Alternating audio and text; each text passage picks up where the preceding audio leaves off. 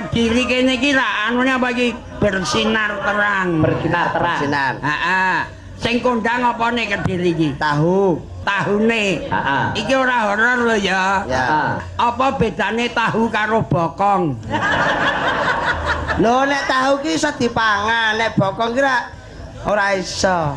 Ra bedane sing cethok. Apa? Apa? Nek tahu Kediri, Nah. kuwi dilumahke ya tahu. Heeh. Dikurepke ya tahu. Piringke ya tahu. Lah nek bokong? Nek bokong dikurepke. Ayo, tutupno. Ora. Tahu cali cempol mawut-mawut kowe. Aku mung kandha. Nek bokong karo tahu ki beda. Beda. Nek mengkurep bokong, nek tahu ki nek mlumah ya tahu. Dadi nek bokong ki mengkurep, nek tahu ki mlumah ya tahu. Ya.